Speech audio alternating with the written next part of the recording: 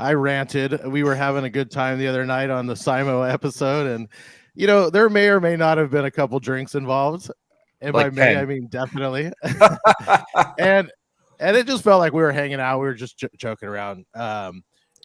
Dave's one of my favorite DJs. He's an amazing programmer. I know he doesn't think this is the final go-to song. Me and him have kind of just a running back and forth between this. So we have him on here to tell the real story, and he has the floor to basically rail back at me for all he wants. So let's hear it, Dave. Well, so the funny thing, the way I hadn't yet listened to the Simo episode, and Alex Nepa, a good friend of mine, and I know a friend of you guys as well, Alex hit me up and he's like, hey, did you hear Drew was like ranting about 3 times and you for like 15 minutes on the Simo episode?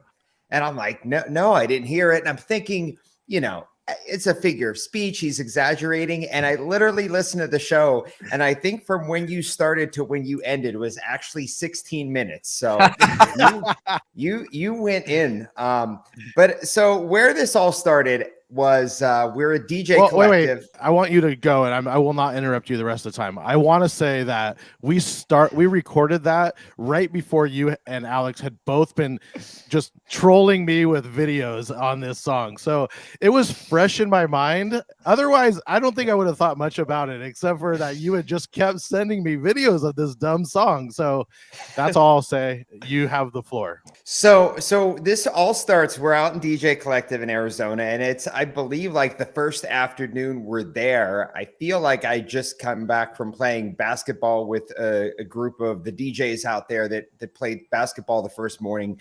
And Drew, I forget who you were talking to, but you were talking to someone, you were helping them go through and do some crate and library organization. And it was Rob. Okay. And you said that they had like, I don't know, it was 50 or 60 versions of 3 Times by Chris Brown. And you said, you got to take these all out. And you're like, like he had a version in there that's a transition from by Usher to 3 Times. I'm like take that out of there. So my response to you was, wait a minute, that's my transition. So that's where I did not know that in my defense. That's where this all started. Well, I know you didn't, which is what made it even funnier. That's what made it funnier that you didn't know that. And I was like, so it kind of started as a joking back and forth because you unknowingly told someone, which I agree, you should not have 63 versions of that or any other song. I saw someone post the other day, they had 137 versions of All I Want for Christmas Is You by Mariah Carey. That's a whole nother conversation. But anyways, so that was where this jokingly started, was that, Drew had, and who knows, maybe it was the Simo. I didn't know until the Simo episode that he had also done a transition of to 3 Times. So maybe it wasn't even my transition. Maybe it was Simo's that you were telling them to remove. But that was where this kind of joking back and forth started.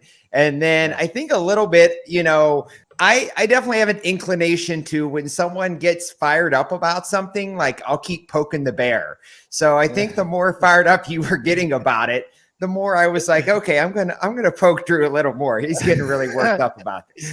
So which I totally find funny as shit. I'm all for it, but again, once we get going, I have no problem talking shit back. So I'm all for it. I found it funny, but yeah, that's how it all started for sure. So 3 Times is a song I play at sporting events, play it at some weddings. Just also to clarify, what I also feel like this turned into, and I didn't want it to turn into, is, I'm not trying to be the spokesperson for 3 Times or, this is not a hill. There are songs I will die on a hill for, but 3 Times is not, I think it is a worthwhile song to play.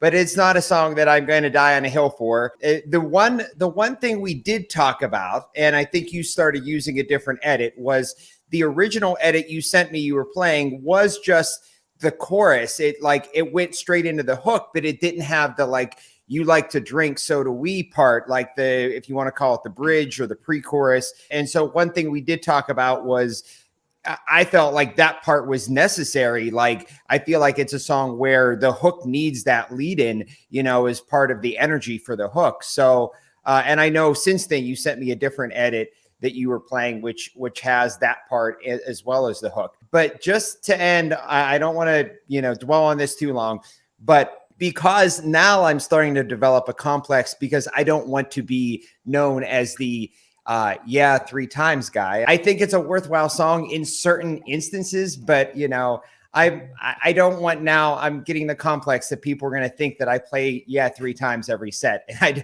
I also don't want people to think that either. No, we're clearing the air up. This is all started from me and Dave just fucking with each other back and forth about it. And had you not messaged me like right before we started recording that episode, I wouldn't have even thought about it. But you just kept sending me these things, so it became funny. I will also say that I did play it at my wedding. It was working. Let's say I played the transition, the bridge, right? Yeah. And that bridge part actually fell flat the way I mixed it in. And then when the yeah part came in, they did go, they had their hands in the air, and then I mixed out.